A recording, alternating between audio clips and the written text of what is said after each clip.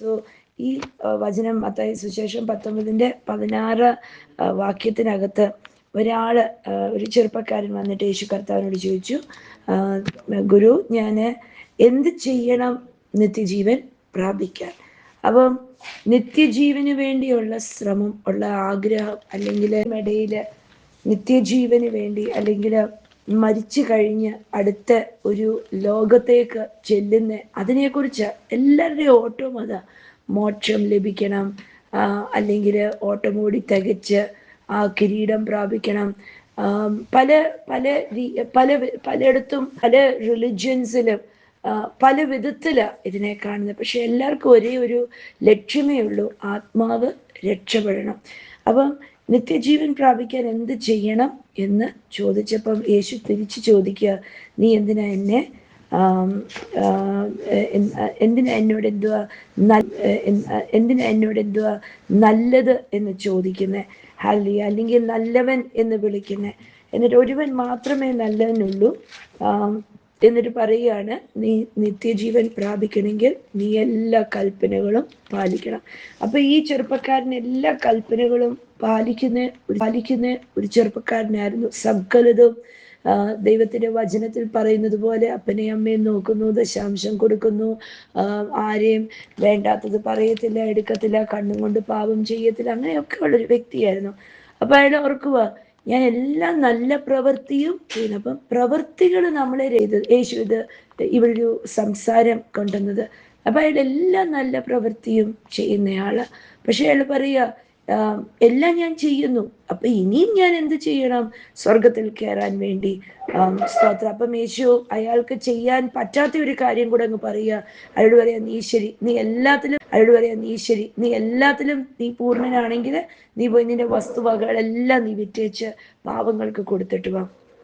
ആൾക്കത് ചെയ്യാൻ പറ്റില്ല. എന്ന് വെച്ചാൽ ചില മേഖലകളുണ്ട്, പലവരും പറയുന്നത് ഇത് ഇത്രയും കർത്താവിനുള്ളത്, പക്ഷേ ഇതെൻ്റേത്, ഇത് ഞാൻ വിട്ടു തരത്തില്ല. ഹല്ലേലൂയ. ചിലപ്പം പണമായിരിക്കും, പറയും ഞാൻ കർത്താവിന് വിട്ടു തരത്തില്ല. മക്കളായിരിക്കും, പറയും ഞാൻ കർത്താവിന് ഇവരെ വിട്ടു തരത്തില്ല. കുടുംബമായിരിക്കാം, എല്ലാം കർത്താവിനുള്ള, പക്ഷെ കുടുംബം തരത്തില്ല. അപ്പൊ ഈ ചെറുപ്പക്കാരനും പറയുക, ഞാൻ എല്ലാ കാര്യങ്ങളും ചെയ്യുന്ന, എല്ലാ കൽപ്പനകളും പാലിക്കുന്ന, പക്ഷെ കർത്താവെ, നീ എന്നോട് എൻ്റെ സമ്പത്തിനെ വിറ്റേച്ച് വരാൻ പറഞ്ഞാൽ, എൻ്റെ എല്ലാ നന്മകളെയും വിറ്റേച്ച് വരാൻ പറഞ്ഞാൽ എനിക്ക് പറ്റത്തില്ല.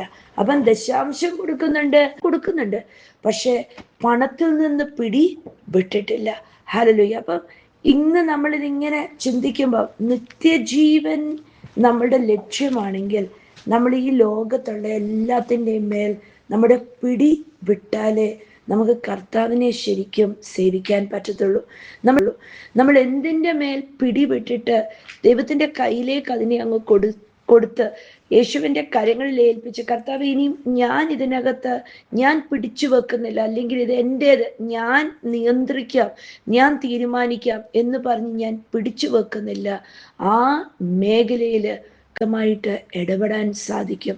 ഹല്ലേലൂയ, സ്തോത്രം. അപ്പൊ ഈ ചെറുപ്പക്കാരനെ നോക്കി, ഇന്ന് ഈ ചെറുപ്പക്കാരന്റെ അവസ്ഥയിൽ ഒരുപാട് പേരുണ്ട്. ഒന്ന് ചിന്തിച്ചു നോക്കിയാൽ, ഇനി വചനം കേൾക്കുന്നവരും ചിന്തിച്ചു നോക്കിയാൽ പല മേഖലകൾ കർത്താവ് വെളിപ്പെടുത്തി തരും.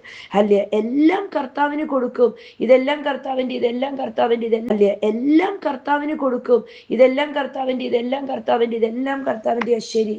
ഹല്ലേലൂയ. പക്ഷെ അതിലൊന്നും പിടിവിട്ടിട്ടില്ല. പിടിവിട്ടാല് നമ്മളൊന്നും അതിൻ്റെ മേല് ഞാൻ നിയന്ത്രിക്കാം എന്ന് പറഞ്ഞ് നടക്കത്തില്ല. ഹല്ലേലൂയ.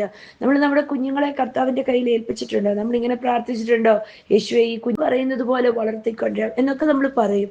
പക്ഷെ തീരുമാനങ്ങൾ വരുമ്പോൾ നമ്മൾ കർത്താവിനെ മാറ്റി നിർത്തിയിട്ട് നമ്മൾ പറയും, നോ, ഞാൻ എടുത്തോളാം തീരുമാനം, അല്ലേ, എനിക്കറിയാം എന്താ നല്ലത് ചെയ്യണ്ടേ. പക്ഷെ നമ്മൾ കർത്താവിൻ്റെ കയ്യിലേക്ക് കുഞ്ഞുങ്ങളെയോ ഏൽപ്പിച്ചിട്ടുണ്ടെങ്കിൽ അവിടെ പിന്നെ നമ്മൾ തീരുമാനമെടുക്കാൻ നിൽക്കല്ല. കർത്താവിനോട് ചോദിക്കണം, കർത്താവേ, ഞാൻ എന്താണ് ഈ കുഞ്ഞിന് വേണ്ടി ഭാവിക്ക് കരുതണ്ട. ഞാൻ എന്താണ് ഞാൻ തീരുമാനമെടുക്കേണ്ടത്? അങ്ങ് പറയുന്നത് പോലെ ഞാൻ ചെയ്യാം. ഹല്ലേലൂയ. ദൈവം ഒരു കാര്യം പറഞ്ഞിട്ടുണ്ടെങ്കിൽ അതേപോലെ ചെയ്യാം. നമ്മുടെ ലൈഫിലാണെങ്കിലും, നമ്മുടെ കുഞ്ഞുങ്ങളുടെ ആണെങ്കിലും, നമ്മുടെ കുടുംബത്തിൻ്റെ ആണെങ്കിലും, നമ്മുടെ ഏത് മേഖലയിലാണെങ്കിലും, ജോലിയുടെ ആണെങ്കിലും, വിവാഹമാണെങ്കിലും, എന്തും കർത്താവ് ഒരു കാര്യം പറഞ്ഞോ, പിന്നെ നമ്മൾ അതിൻ്റെ മേൽ പിടിവെച്ചോണ്ടിരിക്കല്ലേ. ഹല്ലേലൂയ. ദൈവം ഒരു കാര്യം പറഞ്ഞെങ്കിൽ അതിനനുസരിച്ച് നമ്മൾ നീങ്ങാൻ ശ്രമിക്കണം. സിമ്പിൾ ഒരു ഉദാഹരണം, നീങ്ങാൻ ശ്രമിക്കണം. സിമ്പിൾ ഒരു ഉദാഹരണം, ഫോർ എക്സാമ്പിൾ ആർക്കെങ്കിലും ജോലി, 1-2 ജോലി ഇന്റർവ്യൂ കോൾസ് ഒക്കെ വന്ന് ജോലി എല്ലാം റെഡിയായി കിടക്കുവാന്ന് വെക്കട്ടെ. 2-3 സ്ഥലത്ത് കിടക്കുക, ജോലി റെഡിയായി കിടക്കുക. അപ്പം പ്രാർത്ഥിച്ചു, കർത്താവ് പറഞ്ഞു ഇന്ന ജോലിക്ക് കയറിയാൽ മതി, മറ്റേതിന് കയറണ്ട എന്ന് പറഞ്ഞു എന്ന് വെക്കട്ടെ. അന്നോ അതെനിക്ക് കർത്താവെ സൗകര്യമില്ല, കണ്ടോ, അത് അങ്ങനെ, അതിനകത്ത് കുറെ കുറവുകൾ കൊണ്ടുവരും. കർത്താവെ അത് അങ്ങനെയാ ഇങ്ങനെയാ, അത് പറ്റത്തില്ല, എനിക്ക് ഇതാണൊന്നും കൂടി ഇഷ്ടപ്പെട്ടതിന്. അപ്പൊ കർത്താവിനോട് പിന്നെ ചോദിക്കാൻ നിൽക്കല്ലേ. അപ്പം ദൈവത്തിന്റെ വചനം ഇവിടെ പറയുന്നത് ഈ ചെറുപ്പക്കാരൻ വന്ന് ദൈവത്തിനോട് ചോദിച്ചു, യേശുവിനോട് ചോദിച്ചു, യേശുവേ ഞാൻ നിത്യജീവൻ പ്രാപിക്കാൻ എന്താണ് ചെയ്യേണ്ടത്? അപ്പൊ യേശു അവനോട് പറഞ്ഞൊരു കാര്യം, അവൻ എല്ലാ സമ്പത്തും വിറ്റേച്ച് പാപ്പരായിട്ട് വരാനെന്നല്ല. ദൈവരാജ്യത്തിനകത്ത് ഒന്നും നമ്മൾ പണം പാടില്ല, സമ്പത്ത് പാടില്ല എന്നല്ല യേശു പറഞ്ഞത് അതിൻ്റെ മേലുള്ള പിടി നീ. ഹല്ലേലൂയ. നിനക്ക് നിത്യജീവനാ നിനക്ക് ലക്ഷ്യമെങ്കിൽ നീ ഈ ഭൂമിയിൽ നിന്റെ പണവും നിന്റെ വീടും എല്ലാം പിടിച്ച് ഞാൻ തീരുമാനങ്ങൾ എടുക്കാം, ഞാൻ അതിനെ നിയന്ത്രിക്കാം എന്ന് പറഞ്ഞ് നിൽക്കല്ലേ. അത് അവൻ കർത്താവിന്റെ കയ്യിലേക്ക് അത് ഏൽപ്പിക്കുന്നു എന്ന് അവൻ അതിൻ്റെ മേലുള്ള അധികാരം അവൻ ദൈവത്തിന് വിട്ടുകൊടുക്കുന്നു എന്നുള്ളത്, അതാണ് അവനോട് കർത്താവ് പറഞ്ഞതെന്ന് അവന് മനസ്സിലായില്ല. അവൻ പിന്നെ തിരിച്ചു വന്നില്ല. എന്നുവെച്ചാൽ അവനെ കൊണ്ട് സാധിക്കത്തില്ലായിരുന്നു അതിൻ്റെ നിയന്ത്രണം. അപ്പൊ അവൻ ദശാംശം കൊടുക്കുന്നുണ്ടെങ്കിലും ആ പണത്തിന്റെ നിയന്ത്രണം കർത്താവിന്റെ കൈ കാണുമല്ലേ. ഹല്ലേലൂയ. നമ്മള് ഏതൊക്കെ മേഖലകള് കർത്താവിന് പിടിവിടാതെ നമ്മളും വെച്ചോണ്ടിരിക്കുന്നത്. ദശാംശം കൊടുക്കുന്നുണ്ടായിരിക്കും, പക്ഷെ നമ്മൾ നമ്മുടെ സമ്പത്തിന്റെ അധികാരം യേശുവിന്റെ കയ്യിലോട്ട് കൊടുത്തിട്ടുണ്ടോ എന്ന് സംശയം. നമ്മൾ മക്കളെ വളർത്തിക്കൊണ്ടിരുന്നുണ്ട് കർത്താവിൽ സമർപ്പിച്ച്, പക്ഷെ ആ മക്കളുടെ ഉത്തരവാദിത്വം പൂർണ്ണമായി കർത്താവിൽ കൊടുത്തിട്ടുണ്ടോ? നമ്മൾ എവിടെയെങ്കിലുമൊക്കെ ഇത് ഞാൻ തീരുമാനിക്കാം, ഞാൻ പറയാം, ഞാൻ ചെയ്യാം. ഹല്ലേലൂയ, സ്തോത്രം. എന്നിട്ട് താഴോട്ട് വരുമ്പം യേശു കർത്താവ് പറയുവാണ് ധനവാനെ കയറാൻ എന്ന് പറയുമ്പോൾ യേശു ഒരിക്കലും പറഞ്ഞില്ല സമ്പത്ത് പാടില്ല എന്ന്. വെച്ചാൽ അവന്റെ ചിന്തകള് അവന്റെ പണത്തിന്റെ മേളില്, അതുകൊണ്ട് അവന് ദൈവരാജ്യത്തിനകത്തോട്ട് കയറാൻ ബുദ്ധിമുട്ടുണ്ടാകുന്നത്. സ്തോത്രം. ഇത് കേട്ടപ്പം ശിഷ്യന്മാർക്ക് മനസ്സിലായില്ല തീർച്ചയായിട്ടും. എന്ന് വെച്ചാൽ യേശു ഉദാഹരണങ്ങൾ ഉപയോഗിച്ചൊക്കെയാ പറഞ്ഞത്. യേശു പറഞ്ഞു ധനവാന് സ്വർഗരാജ്യത്തിൽ കയറുന്നതിലും ക്യാമൽ കയറിപ്പോകുന്ന, ഒട്ടകം കയറിപ്പോകുന്നേ എന്ന് യേശു പറഞ്ഞു. ഹല്ലേലൂയ. അപ്പൊ പണത്തിനെ ഒന്നും അല്ല യേശു കുറ്റം പറഞ്ഞത്. ഹല്ലേലൂയ. ഇത്രേ പറഞ്ഞുള്ളൂ, അതിന്റെ പിടി വിടാൻ അവർക്ക് സാധിച്ചില്ല.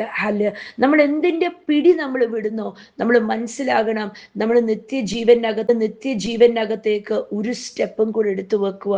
അപ്പൊ പത്രോസ് അവിടെ ചോദിക്കുന്ന ചോദ്യമുണ്ട്, കർത്താവേ ഞങ്ങളെല്ലാം നിനക്ക് വേണ്ടി ഉപേക്ഷിച്ചത്, നിനക്ക് വേണ്ടി ഞങ്ങൾ സകലതും വേണ്ടാന്ന് വെച്ചത്, ഇനി അപ്പൊ ഞങ്ങൾക്ക് എന്താ രക്ഷ? ഈ ധനവാൻ എല്ലാം അനുസരിക്കുന്നവന് സ്വർഗത്തിൽ കയറാൻ പറ്റത്തില്ല എന്ന് നീ പറഞ്ഞാൽ അപ്പൊ ഞങ്ങളുടെയൊക്കെ അവസ്ഥ എന്താണ് കർത്താവേ? ഹല്ലേലൂയ. അപ്പൊ യേശു അവിടെ പറയുന്ന ഒരു കാര്യമാ, ഹല്ലേലൂയ, നിങ്ങൾ എൻ്റെ കൂടെ ഇരിക്കും. 28 തൊട്ട് 30 വരെയുള്ള വാക്യങ്ങള്. ഹല്ലേലൂയ. എന്നിട്ട് അവിടെ പറയാ, നിങ്ങൾ എൻ്റെ കൂടെ ഇരിക്കുക മാത്രമല്ല, ആരെങ്കിലും എനിക്ക് വേണ്ടി 29 വാക്യം, and everyone who has given up houses or brothers or sisters or father or mother or children or property for my sake will receive 100 times as much in return and will inherit eternal life. അന്ന് വായിക്കാം 29 വാക്യം. എന്റെ നാമനിമിത്തമോ സഹോദരങ്ങളെയോ സഹോദരികളെയോ അപ്പനെയോ അമ്മയോ മക്കളെയോ നിലങ്ങളെയോ വിട്ടുകളഞ്ഞവൻ എന്ന് പറഞ്ഞാൽ അതിന്റെ മേലുള്ള പിടിവിട്ടു എന്ന് പറഞ്ഞാൽ, കർത്താവെ ഈ നിലത്തിനെക്കാട്ടിലും വലുത് എൻ്റെ യേശുവ, എൻ്റെ യേശുവ. എൻ്റെ ഭാര്യ, ഭർത്താവ്, മക്കള് അവര് പറയുന്നത് പോലെ അല്ല ഞാൻ എൻ്റെ ക്രിസ്തീയ ജീവിതം നയിക്കാൻ പോകുന്നത്. അവരെക്കാട്ടിലും വലുത് എൻ്റെ യേശുവ. അല്ലെ, ചിലവരെ കണ്ടിട്ടില്ലേ, ആ പിടി കിടക്കുന്നത് കൊണ്ട് അതെയോ ഇന്ന് ഭർത്താവ് പറഞ്ഞു ഇന്ന് പ്രാർത്ഥിക്കണ്ട, വചനമൊന്നും വായിക്കണ്ട, അത് കാരണം ഞാൻ പ്രാർത്ഥിച്ചില്ല, വചനം വായിച്ചില്ല. പ്രാർത്ഥിക്കണ്ട, വചനമൊന്നും വായിക്കണ്ട, അത് കാരണം ഞാൻ പ്രാർത്ഥിച്ചില്ല, വചനം വായിച്ചില്ല. അല്ലെങ്കിൽ ഞാൻ ഒരുപാട് പേരെ സംസാരിച്ചിട്ടുണ്ട്. അവരൊക്കെ പറയും എന്തോ പറയാനാന്നേ, കുഞ്ഞിലെയൊക്കെ ഭയങ്കര പ്രാർത്ഥനയൊക്കെ ആയിട്ട് വളർന്നതാ, വലിയ പ്രാർത്ഥനയൊക്കെ ആയിരുന്നു. പിന്നെ ഈ മനുഷ്യനെ അങ്ങ് കല്യാണം കഴിച്ചതോടെ വീടിനകത്തെ പ്രാർത്ഥനയെല്ലാം പോയി, പിന്നെ പ്രാർത്ഥിക്കാൻ അല്ലയോ. തിരുവചനം പറയുന്നു ഈ ഭർത്താവിനെക്കാട്ടിലും വലുത് യേശുവ, ഭാര്യയെക്കാട്ടിലും വലുത് യേശുവ. അല്ലയോ, ആരെവിടെ പറ്റത്തില്ല എന്ന് പറഞ്ഞാലും അവരുടെ മുൻപില് യേശുവാണ് വലുത് എന്ന് പറഞ്ഞ് നിൽക്കാനെന്നാ കർത്താവ് പറയുന്നത്. അല്ലയ, നിങ്ങളുടെ അപ്പനോ അമ്മയോ നിങ്ങളെ ആരാധിക്കുന്നിടത്തൊന്ന് നിർത്തിയോ? നിങ്ങൾ അടുത്ത മാർഗം കണ്ടുപിടിക്കണം ആരാധിക്കാൻ. ഹല്ലേലൂയ, സ്തോത്രം. എന്ന് പറഞ്ഞാൽ അപ്പനെയും അമ്മയും മക്കളെയും എല്ലാവരെക്കാട്ടിലും യേശുവാണ് വലുത്. ഹല്ലേലൂയ. ഇതാണ് ഇവിടെ കർത്താവ് പറഞ്ഞ് മനസ്സിലാക്കാൻ ശ്രമിക്കുന്നത്. പത്രോസ് പറഞ്ഞു കർത്താവെ ഞങ്ങൾ ഞങ്ങളുടെ വീട്, എൻ്റെ ഭാര്യ, എൻ്റെ അമ്മായിയമ്മ എല്ലാരെയും ഞാൻ വിട്ടിട്ട് ഇറങ്ങിയതാ, എൻ്റെ മീൻ വലയും ബോട്ടിനെയും ഒക്കെ ഞാൻ വിട്ടേച്ചിറങ്ങിയ. അപ്പൊ എന്തുവാ, ഈ പിടിവിടാതെ കിടന്നത് കൊണ്ടാണ് യേശു കർത്താവ് മരിച്ചു കഴിഞ്ഞപ്പം പത്രോസ് പറഞ്ഞത് എനിക്ക് ആകെപ്പാടെ ഒരു തൊഴിൽ അറിയാം, ഞാൻ അങ്ങോട്ട് തിരിച്ചു പോവാ. കണ്ടോ, നിൽക്കുന്നതിന് പകരം പത്രോസ് ഇട്ടേച്ച് പോയിട്ട് പത്രോസ് പറഞ്ഞു ഞാൻ മീൻ പിടിക്കാൻ പോ, എൻ്റെ കൂടെ വരുന്നുണ്ടെങ്കിൽ വാ.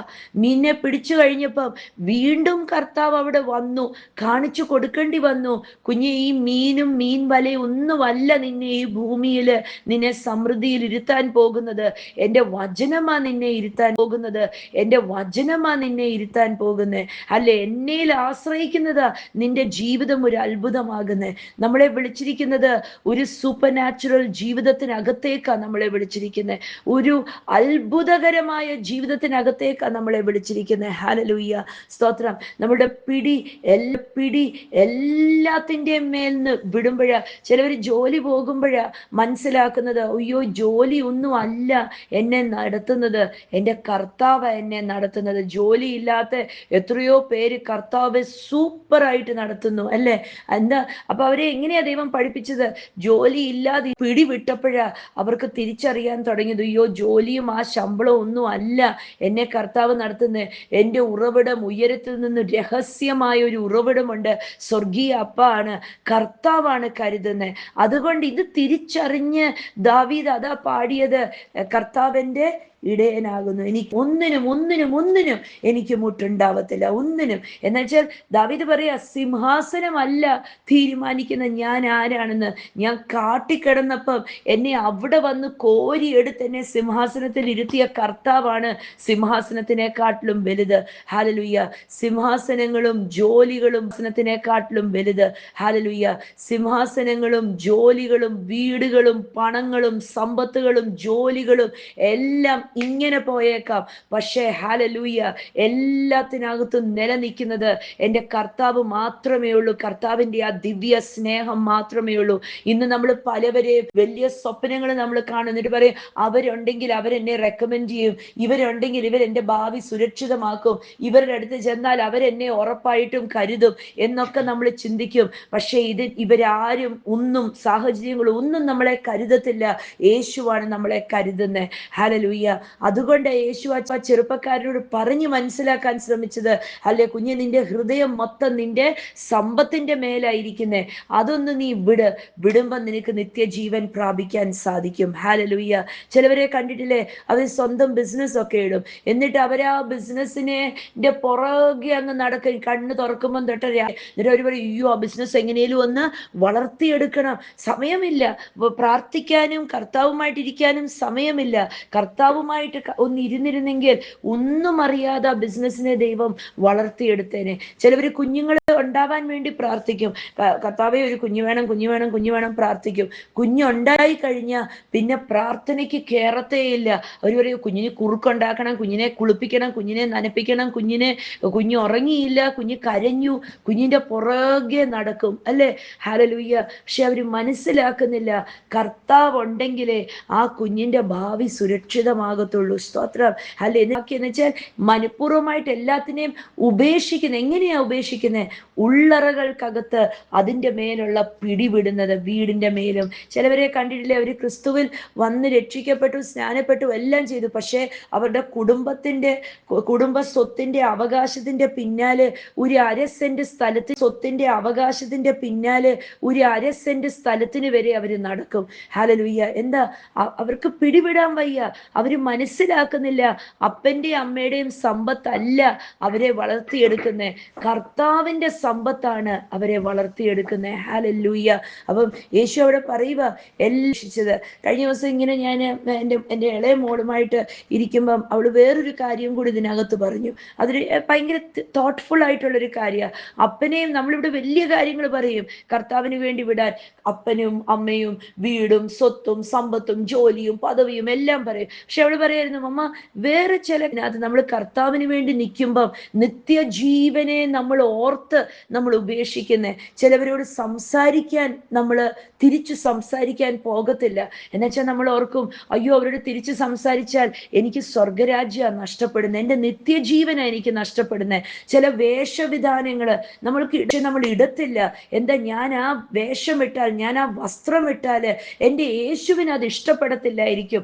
അതുകൊണ്ട് എനിക്ക് എത്ര ഇഷ്ടമുണ്ടെങ്കിലും ഞാൻ ആ വസ്ത്രം ഇടത്തില്ല. കണ്ടോ?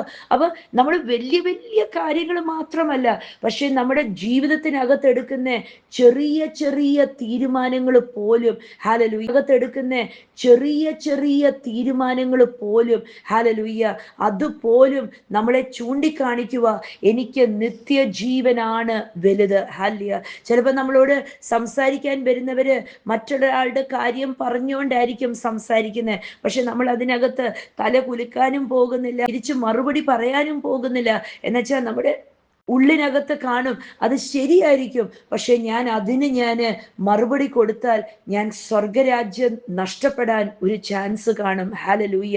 അപ്പൊ എല്ലാത്തിനേക്കാട്ടിലും നമ്മൾക്ക് ചില ഭക്ഷണങ്ങൾ കഴിക്കണമെന്ന് താല്പര്യം കാണും, പക്ഷെ ആ ഭക്ഷണം ശരീരമായതുകൊണ്ട്, ക്രിസ്തുവിന്റെ ആലയമായതുകൊണ്ട് നമുക്ക് അങ്ങനത്തെ ഭക്ഷണങ്ങൾ കഴിക്കാൻ പറ്റത്തില്ലായിരിക്കും. ചില പാർട്ടിക്കൊക്കെ പോകുമ്പോൾ ചിലവർ ഇച്ചിരിയല്ലേ, ഇതങ്ങ് കുടിക്കുക, എല്ലാവരും താണ്ട് കുടിക്കുന്നു, ഇതങ്ങ് കുടിച്ചോ.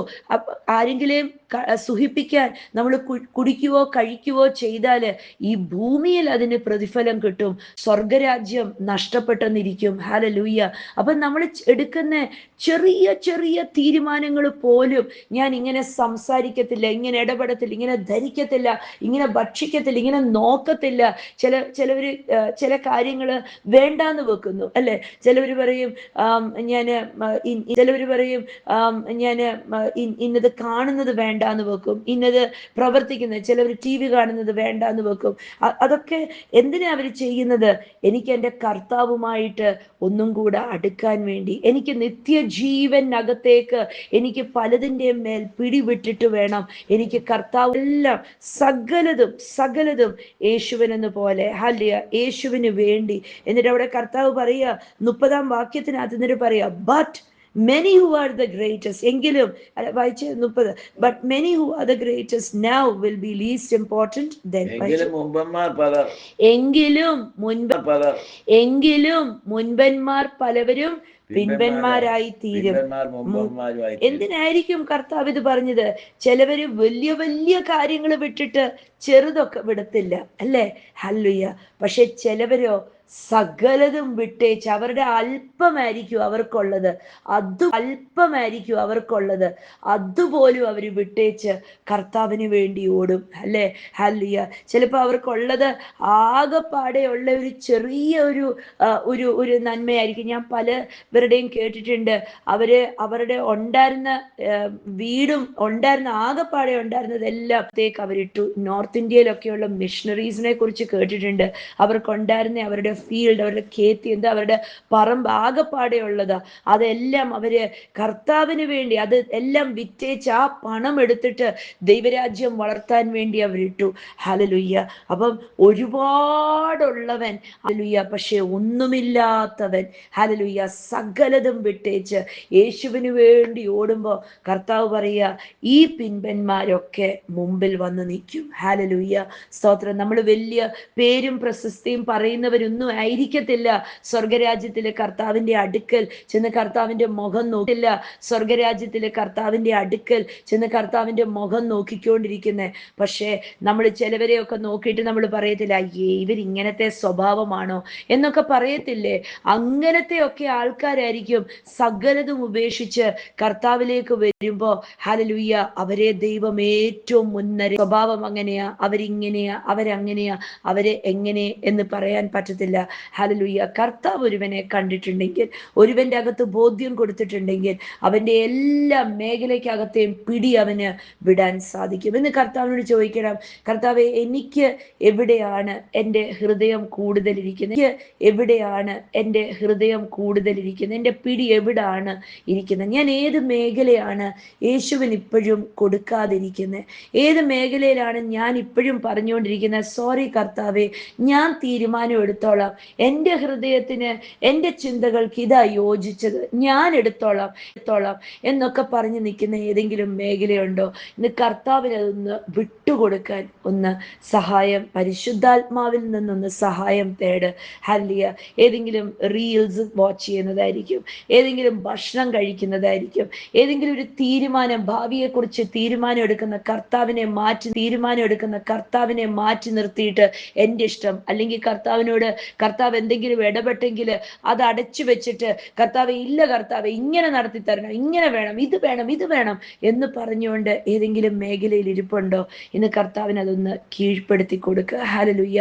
ഇതൊന്ന് വിട്ടുകൊടുക്കുക. എന്താ വെച്ചാൽ ഈ ഭൂമിയിൽ നമ്മൾ ഇത് ഇങ്ങനെ ചിന്തിക്കുമ്പോൾ ഒരു ദൈവത്തിന്റെ ഒരു അഭിഷിക്തൻ, അല്ലെ, ഒരു പുരോഹിതനുണ്ടായിരുന്നു, എന്താ, ഹൊസിയ പ്രവാചകനുണ്ടായിരുന്നു. ഹൊസിയായോട് ദൈവം എന്തുവാ പറഞ്ഞേ, അല്ലേ? ദൈവം ഹൊസിയായോട് പറഞ്ഞു, നീ പോയി ഒരു വ്യഭിചാരിയെ സ്ത്രീയെ കല്യാണം കഴിക്കും, എന്നിട്ട് വേണം എനിക്ക് നിന്നിലൂടെ ഇടപെട്ടിട്ട് പ്രവചിക്കാൻ, ഇങ്ങനെയാ ഞാൻ ഇസ്രായേലിനെ സ്നേഹിക്കുന്നതെന്ന്. പക്ഷെ നമ്മളവിടെ നോക്കുമ്പോൾ ഹോമേർ എന്ന് പറഞ്ഞ സ്ത്രീ, അല്ലേ, ഈ ഹൊസിയ ദൈവത്തിനോടൊന്നും എതിർത്ത് പറയുന്നത് നമ്മൾ എങ്ങും കാണുന്നില്ല. ഞാനത് കഴിഞ്ഞ ദിവസം ഇന്ന് വായിച്ചപ്പോൾ ഞാൻ ഓർത്ത്, എൻ്റെ ദൈവമേ, ഈ ഹൊസിയയുടെ മനോഭാവം എന്തുവാ, അല്ലേ? ദൈവം പറയുന്നത് ഹൊസിയയുടെ മനോഭാവം എന്തുവാ, അല്ലേ? ദൈവം പറയുന്നതൊന്നും നോ കർത്താവേ എന്ന് പറയുന്നില്ല, എല്ലാം യെസ് ലോർഡ്, യെസ് എന്ന് പറയുന്നതെല്ലാം ചെയ്യുന്നു.